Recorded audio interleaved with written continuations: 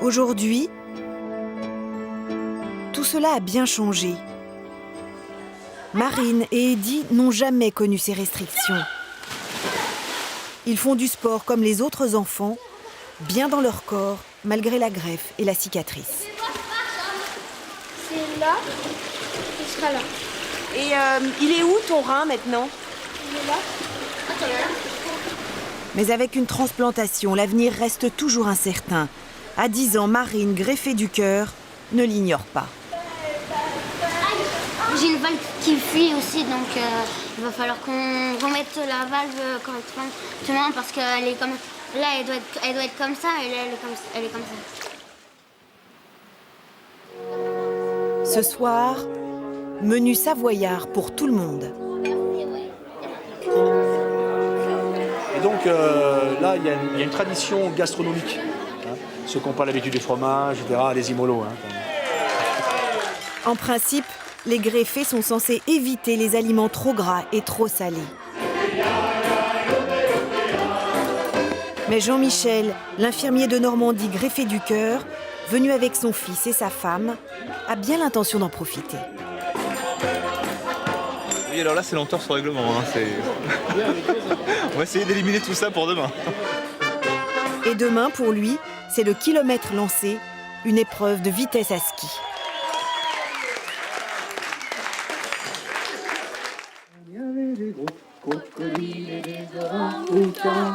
Le gentil organisateur de ces Jeux d'hiver des transplantés, c'est lui, Olivier Couster. Allez, on y va. En compétition, en réunion, il est sur tous les fronts.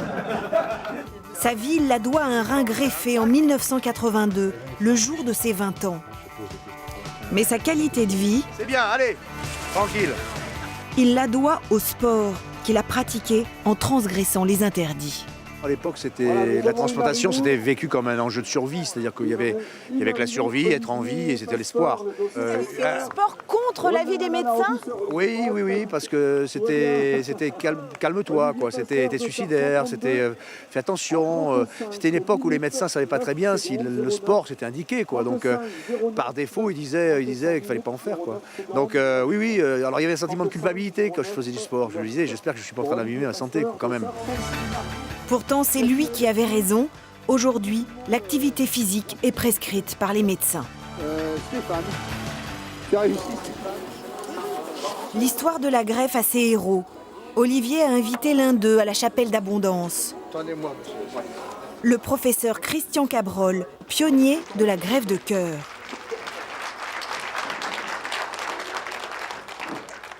Le cœur repart, là encore, comme d'habitude. 85 ans, un charisme intact, il raconte la première greffe réussie du monde. C'était à Paris en 1952. Un jeune charpentier reçoit le rein de sa mère. On avait pu le croire sauvé. On n'avait jamais vu ça. Malheureusement, le rein qui jusque-là marchait parfaitement bien s'est brusquement arrêté de fonctionner. Le corps de Marius Renard a été conduit au petit cimetière de Berthecourt. 15 ans après, le premier cœur est greffé en Afrique du Sud. Au Cap, c'est un exploit sans précédent que vient de réaliser l'équipe du professeur Barnard. Le patient survit 3 jours. En 1968, après 9 heures d'opération, Christian Cabrol devient le premier chirurgien français à transplanter un cœur. Si le cœur bat alors... Une histoire qui résonne chez Jean-Michel, lui qui a été greffé du cœur il y a 3 ans. Terrible. C'est toujours un peu émouvant, hein, sachant que c'est lui qui a quand même participé pour beaucoup à notre guérison. Hein. Moi, une petite anecdote, c'est que je suis 68. Sa première intervention, c'est en 68. Quoi. Bon, Même s'il n'opère plus depuis longtemps, Christian Cabrol, l'homme aux 900 greffes, reste un infatigable militant du don d'organes. Voilà.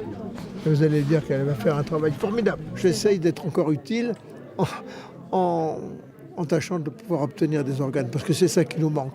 On a tout ce qu'il faut, comme je l'ai dit, pour sauver les gens. On a des hôpitaux, des infirmières, des médecins, des médicaments, mais il nous manque l'organe.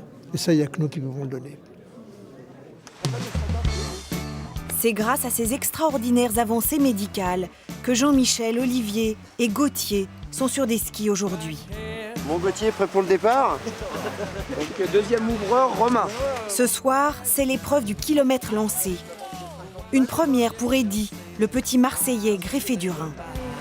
Je vais y aller tout droit, sans m'arrêter. Essaye de bien rester dans les traces. Droit et vite. Sur cette piste bleue, les plus rapides des skieurs ont été chronométrés à plus de 80 km/h. En 50,89 km/h pour Eddy. Pas assez pour lui, il veut faire mieux. Autour de Gauthier, à 15 ans, la compétition, la vitesse, il adore. Loin de ses parents, de leurs angoisses, l'adolescent s'affirme. Gauthier 61-22. C'est tout en eux qui me prépare mes anti-rejets. Là, je dois me débrouiller tout seul et tout ça. Donc tu dois plus te prendre en charge ici. Ouais. C'est bien ou c'est pas bien? Ouais, c'est bien. Ça m'apprend à préparer mes médicaments pour plus tard. C'est bien, c'est pas trop dur? Non, parfait, ouais, c'est que du plaisir là, que du plaisir. Bon, ça dure. Pour Jean-Michel, ce sont des moments intenses. Il y a 3 ans, au sortir de sa greffe, Donc à l'arrivée, 63,80 km/h. il pesait 54 kg, 25 kg de moins qu'aujourd'hui. Disons qu'on oublie déjà, parce que bon, on voit tout le monde est en forme. C'est ça qui est vraiment agréable, quoi. Personne ne parle de sa maladie en fait, hein. Là on est là pour la compétition, quoi. Et, non, ça c'est vraiment sympa. Dans ce contexte, les médailles prennent tout leur sens. Un symbole de renaissance pour Gauthier, qui a failli mourir 2 fois lors de son intoxication aux champignons et lors de l'échec de sa première greffe. Pour Olivier, le rituel des médailles est essentiel. Parfois, c'est la première médaille que quelqu'un se met autour du cou dans la vie, hein, et on ne sait pas s'il y en aura d'autres d'ailleurs. Donc, il y a souvent des moments d'émotion autour de la médaille. Puis ça concrétise vraiment le retour à la vie normale. Et Jean-Michel, fier et ému de prouver à son fils de 7 ans que les épreuves sont derrière eux, que la greffe est un succès.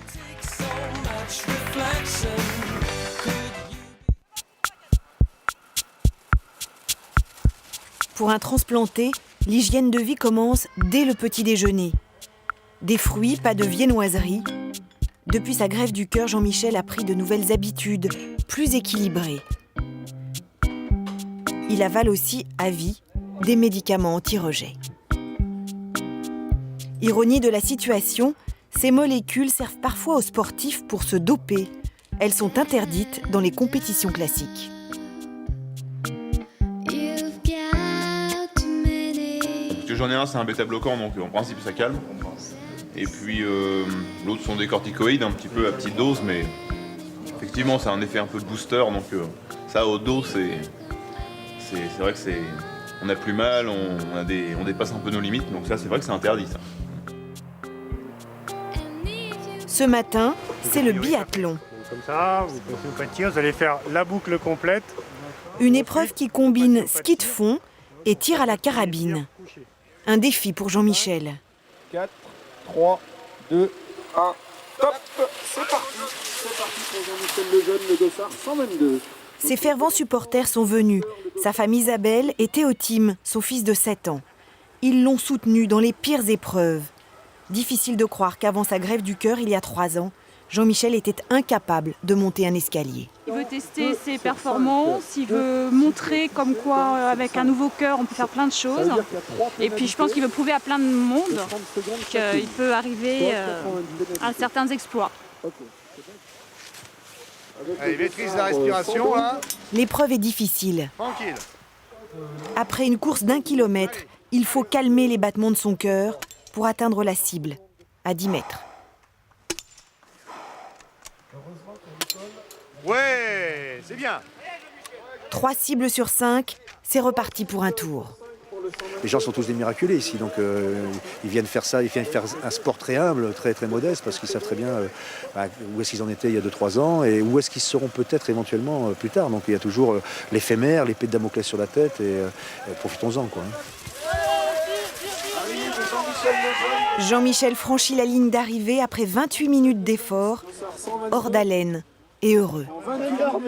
Touché sur 5, soit 4. Excellent. Je te sentais derrière mes talons tout le temps. Voilà. Même si cette fois, il ne montera pas sur le podium. Tiens, ça va. Félicitations. Ouais.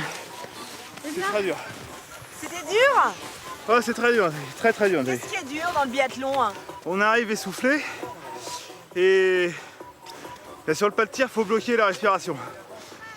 Je pense qu'avec de l'entraînement, je crois que je pourrais améliorer ça, mais bon, pour une première, je suis content, je suis très content.